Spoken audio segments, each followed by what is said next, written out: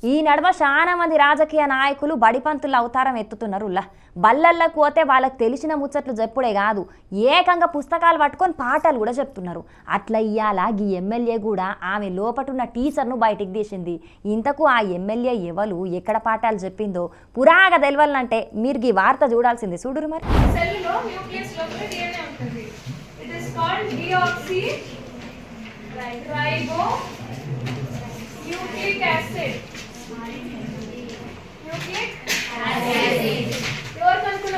DNA structure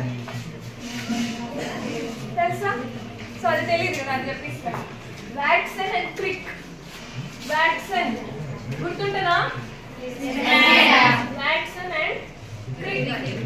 చూస్తున్నారా అనుల్లా, ఈ మేడం పాఠాలు ఎంత చక్కగా చెప్తున్నదో. మరి ఆ స్కూల్లో సైన్స్ టీచర్ కూడా పిల్లలకు గింత మంచిగా సమజయ్యేటట్టు చెప్తుందో లేదో తెలియదు గాని ఈ మేడం మాత్రం బ్రహ్మాండంగా చెప్పింది. ఇక అసలు ముచ్చట ఏందంటే, శ్రీ సత్యసాయి జిల్లా బక్కపట్నం మండలం కేంద్రంలో అభివృద్ధి కార్యక్రమాలు చాలు చేసిన ఎమ్మెల్యే పల్లె సింధూరా మేడం అక్కడనే ఉన్న స్కూలుకు పోయి పిల్లలతోని మాట్లాడింది. ఏదో మంచి చెడ్డలు అరుచుకొని పోతుందని అందరు అనుకున్నారు గాని సింధూరా మేడం మాత్రం పిల్లలకు పాఠాలు చెప్పి అందరి చేత వారెవ్వా అనిపించుకున్నది. అది కూడా సైన్స్ పాఠాలు చెప్పే వరకు అక్కడున్న పిల్లలే కాదు, ఆ బడి టీచర్లు కూడా పరేషాన్ అయినరట. మరి కాదనుల్లా, ఎమ్మెల్యేలైనా మంత్రులైనా ఎప్పుడో చదువుకొని ఉంటారు కాబట్టి వాళ్లకు చిన్నప్పుడు చదువుకున్న పాఠాలు యాదుకుండయి. కానీ ఈ మేడం మాత్రం ఇప్పటికి సుతం పుస్తకం చూడకుండానే పాఠాలు చెప్పింది. ఇక ఉత్తగా పాఠాలు మాత్రమే చెప్పుడు కాదు.